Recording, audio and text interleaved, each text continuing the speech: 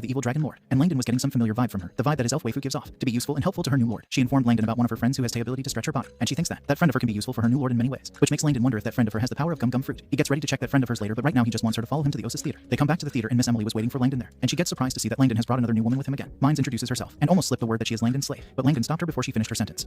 He then informs Emily that Mines is just his new assistant. He and his new assistant then gets ready to go back to their work. However, Emily is finding it strange because the dress this new assistant is wearing is quite strange. In the warehouse, Langdon orders Mines to find him a bottle of ink, and Mines is confused thinking why he asked her to find the bottle of ink when they are alone in a room and can do so many things together. Then she wonders if he wants to write something on her body with that ink. This gets her excited and now she is looking forward to it. She stumbled on an empty bottle and loses her balance. The bottle of ink that was in her hands went flying and so her shoe. And Langdon have also found some new materials for his new invention for his upcoming project. Mines, who have lost her balance after stumbling on that empty bottle, comes straight at him and crashes on him with her big melons. Emily was outside spying what those two were doing, and after hearing that loud noise she gets ready to see what is going on inside there, but gets shocked to see the sight in front of her. Well, that's a surprise. Everyone will think that they are doing the do thing if they saw two people in that position. So she excuses herself from there and apologizes for barging in like that. And now that they are already in this type of situation, Mines gets ready to continue with it and do the do thing already. However, Langdon stops her because he didn't bring her there for doing the do thing, and just orders her to go and get him a new bottle of ink. He has work to do, woman. It's not the time to do the do thing. And it seems like Mines got disappointed. She was so looking forward to it, to see the great evil dragon lord's thing. After something, Langdon have created his new invention, a rooster made of box. He proudly informs Mines about this new invention and that it's ahead of its time. It's the copier. This gets Mines excited, thinking, did the dragon lord invented a powerful weapon to conquer the world? However, she is not liking the look of this new weapon. It looks like a chicken no matter how she looked at it. Langdon brings a paper and gets ready to show her how this new invention of his works. He puts the paper inside the chicken. The chicken starts to shake. Then the paper comes out with some words written on it. Hello world. Langdon is happy because he has taken his first step to change the world. Then Emily burst in once again, but this time she burst in to inform about something emergency. Outside the theater, the blonde guy from before is causing some problem. He informs everyone that Langdon shamelessly molested and forced their goddess Audrey into doing that kissing scene. Poor Langdon is shocked because he didn't force Audrey to do something that she didn't agree. But that guy is super sure that Langdon forced his Miss Audrey to do that nasty kissing scene because he is super sure that his Miss Audrey would never do such a nasty thing. And some people seems to be clueless. They don't know this Miss Audrey. And some are super sure that it was Miss Audrey who forced that kiss on Romeo because she was clearly enjoying it when she kissed him. The blonde guy notices Langdon in the crowd and calls him come out from his hiding. Langdon comes to him saying that he is misunderstanding something here. But that blonde guy is super sure that he understands everything here and takes off his gloves and challenges Langdon for a duel. He throws the glove at Langdon as a sign of challenging him for a duel. Langdon still tells him that he is misunderstanding something here. But the blonde guy is ready to stake his dignity for this duel. Inside the theater's changing room, the ladies are changing their costumes. What a bad pussy cat. Look at it. Where is it looking? Man, Elfria is something else. Even the cats can't control themselves in front of her. Another blonde lady is changing her dress. She asks Elfria to tie her belt. Elfria helps her tie that belt and she was a little rough with that tie. Emily comes there and informs Audrey about her fan who is arguing with Langdon. The beautiful ladies have changed their dress and Audrey is surprised to hear that one of her fans is arguing with Mr. Langdon. And that blonde guy is ready to take on Langdon right away. Then Audrey comes there and she seems super mad about this. The blonde guy is happy because she came at the right time. He was about to teach Langdon a good lesson for forcing her into doing that kissing scene. She gives him a strong left slap and informs everyone there that the kissing scene between her and Mr. Langdon was completely voluntary. She agreed on doing that. Poor guy is shocked. And now others are making fun of him for being oversmart and now he has turned into a clown. Mines wonders if this is some kind of love triangle. This gives Langdon a new idea about his new movie, A Love Triangle Hut. He gets ready to go back and work on this idea of his. I am sure he is just going to pick up a movie, modified it and called it his own. The blonde guy. He tries to tell Audrey that Langdon is not a good guy because Langdon threw him out from the theater last time. But Audrey doesn't give a crap about anything that is coming out from that guy's mouth. Poor guy breaks down after that. His heart is shattered into pieces. It's not going to be fixed anymore. Next, Audrey comes to Langdon's office and Mines is standing guard outside. Audrey is a little worried because what happened just now was caused because of her. And now Mr. Langdon is mad because of that. She gets ready to explain it clearly to him. She comes inside and Langdon was waiting for her because he has something to discuss with her. She walks to him and apologizes for what happened just now. And she didn't see the ink that was on the floor. Oh wait, that's not his office. It's the warehouse from earlier. Audrey steps on the ink which makes her slip and she went flying at Langdon. And just like us, even Langdon is surprised about how can one slip on an ink. She crashes onto him with her thick body and those knees. I am pretty sure where it will hit Langdon and it will hit hard. Mines comes in to check what was that loud noise and gets shocked to see the sight in front of her eyes. Langdon asks Mines to come and help him lift Miss Audrey. However, she too jumps into the fun. How can she miss such a good chance? After all, she is a succubus. And how can we forget about our princess Elfria, the innocent and elegant princess of the elf forest? She too jumps into the fun. Oh hell yeah, what is this? 1, 2, 3, 4 and some. The ladies are grabbing him everywhere and the succubus is even ready to take off his clothes. Melissa and Ackle comes there and Melissa is surprised to see this rare sight. However, she is feeling like someone is missing in that ground. And she guessed it right. It's Ackle. Melissa looks at her, gives her a weird smile. And I'm sure Melissa is mad at her because last time when she came to meet her apprentice was nowhere to be found. She gives her a kick right in her butt, sending her to Langdon. Now all four of them are stacking onto him. Poor guy seems to have passed out. After some time, even the great dragon is feeling pain all over his body. Those girls were just too much for him. And Elfria is mad because those two girls were already onto him when she came. So she wants to hang on to him for a few more seconds. Mines then notices Melissa who is drooling looking at her, which is giving her creep. And Melissa is super happy to see a rare specimen, the succubus, right in front of her eyes. I am sure Melissa is already thinking of what kinds of potions she will make from this rare item. And she is surprised that Langdon actually managed to get his hands on such a rare piece. Now she wonders how can she get her hands on that rare item. Mines comes to Langdon and informs him about the person behind them who is staring at her like she is about to eat her. Langdon tells her not to worry and that Melissa is not a bad person. However, after seeing the evil and devilish laugh of Melissa, he warns Mines to be very careful around that psycho mage. That mage is very dangerous. She can change into any form to extract their bodily fluids. Ackle notices the chicken and asks Langdon what is that thing is. Langdon informs everyone that that thing is his latest invention. And someone is liking this new invention of his very much. She didn't thought that he can also make something like this. And she has already think of 50 ways to use it. She is going to learn to ride it up. Langdon yells at her, scolds her and tells her to come down quickly because it's not made for the thing she is thinking. This makes her mad because he made a toy and he is not letting anyone to play with it. Langdon then properly informs them about this new invention of his and it's called Copier, a machine that can change world. It seems to have piqued Ackle's interest. However, the others are like, it's just a big rooster no matter how I look at it. Langdon gets ready to show them what his Copier can do and puts a paper inside it. The rooster starts to shake. And Elfria is 100% sure that because that kind of frequency, she can't be wrong. She is 101% sure that it's a fun toy. Well, he can't argue with her anymore. Her mind is just, it's just full of something. The paper then comes out with something printed on it. The ladies takes a look at it. And it says something like, Langdon actually did such things to his female actors. They stares at him in a very strange way.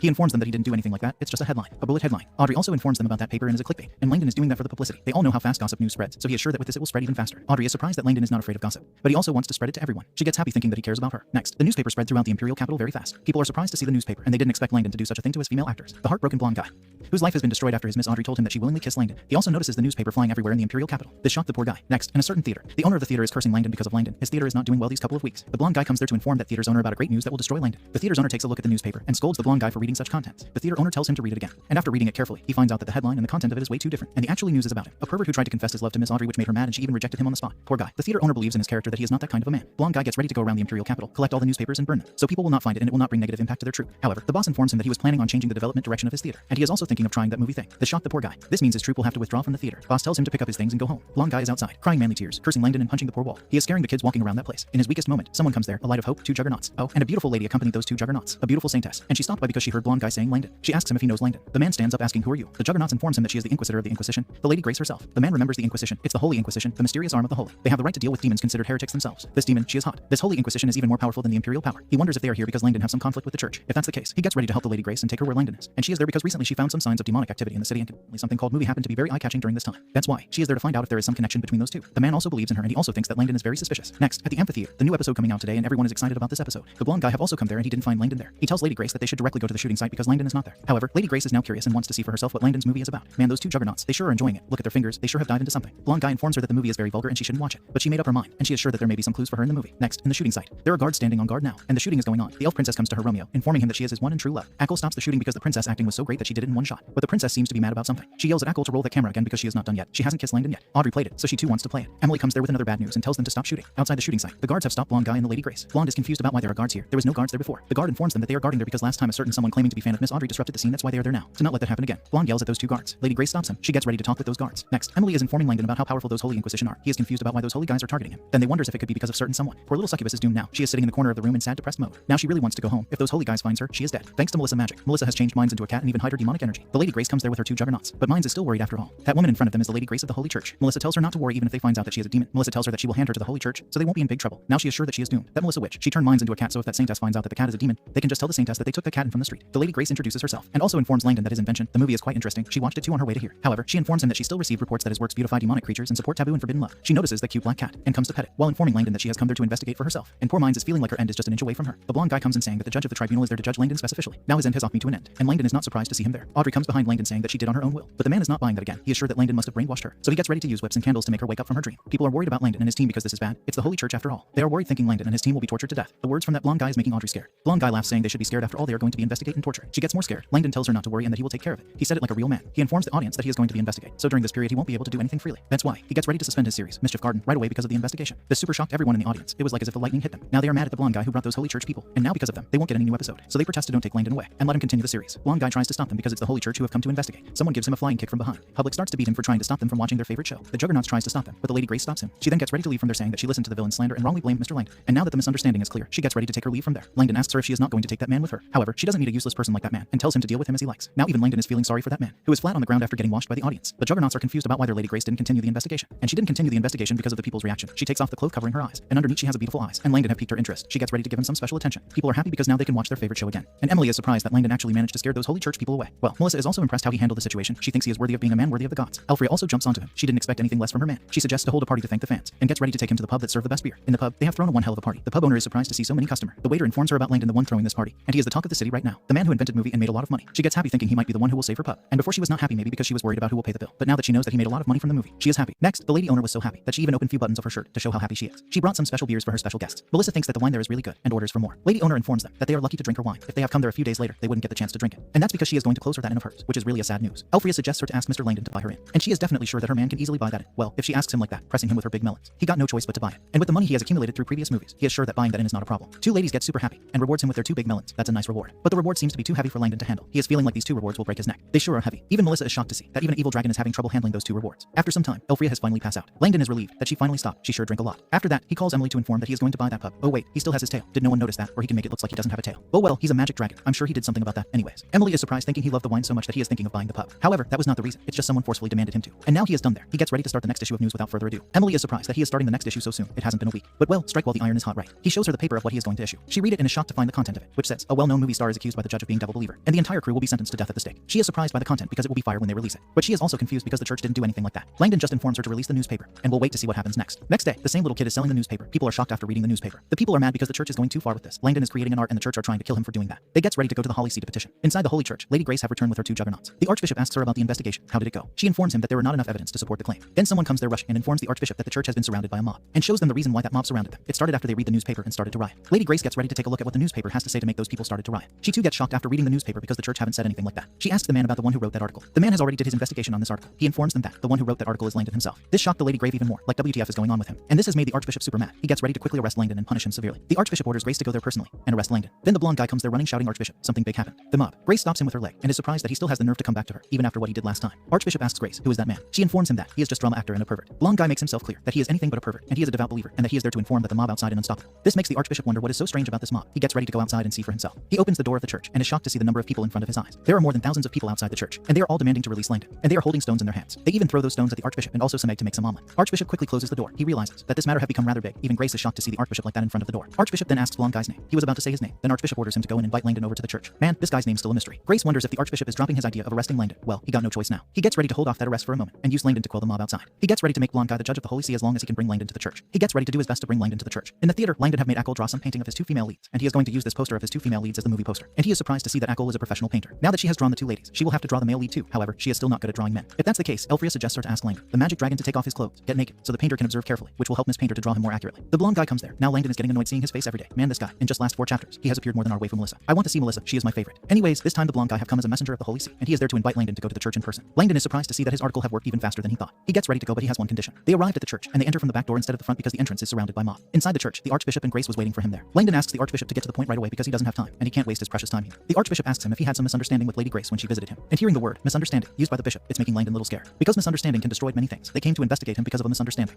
And he had a great time chatting with Lady Grace. And now there are a lot of people outside the church because of a misunderstanding, and he is sure that there is no misunderstanding between them anymore. And now the misunderstanding has been resolved. Archbishop asks him to calm the people outside, and also there won't be any misunderstanding in the future. Langdon gets ready to go and calm those people outside. Now Grace is mad at Langdon because he is not taking the Holy See seriously at all. Bishop calms her down because their empire is at the most turbulent right now, and they shouldn't mess with anyone when they don't even know the background of Langdon. He then asks her about the people they sent to keep an eye of the queen. She informs him that they were unable to gather information because the queen's whereabouts were always erratic. However, one thing is certain, that the queen have started to attack the nobles. And damn, that rear side of hers is a feast for eyes. Bishop gets ready to pay more attention to the queen and her whereabouts. And about Langdon, he gets ready to send the guy who brought Langdon to the church to be responsible for surveillance on Langdon. However, Grace informs him that the man didn't return with Langdon, which surprises Bishop, thinking, where did that guy go then? Poor guy seems to have become a posture man for the great painter. And that was the one condition that Langdon asked him before. Next, at the Hazlitt Manor house, the queen is taking a bath. Hetty comes there with some clothes for her majesty. She puts on her clothes, and seeing her putting her clothes like that is making Hetty little blush. The queen has changed into a beautiful clothes, and she looks amazing in it. I mean, look at her. And seeing that Hetty is not speaking a word after she put on that cloak, she wonders if the dress doesn't look good on her. There is no way, honey, you are looking bad in that dress. Hetty is having problem because her majesty is so close to her, and she didn't say a word because she lost words to say after seeing her majesty in that dress. The queen is enjoying teasing Hetty like that, and the queen looking at her like that is making Hetty even more blush. Now that she is done teasing Hetty, she gets ready to hear about the news that Hetty brought for her. Hetty informs her about Langdon's movie, which was a big hit, and everyone in the city is unexpectedly following his movies. In addition, he also organized a large number of people to surround the church. This was a super surprise to the queen. She is shocked, thinking why he did that to the church. However, Hetty also doesn't know the specific situation, and it seems to have affected the shooting. Queen laughs, saying, he really surprised me this time. And tonight they have invited many nobles because the queen is having a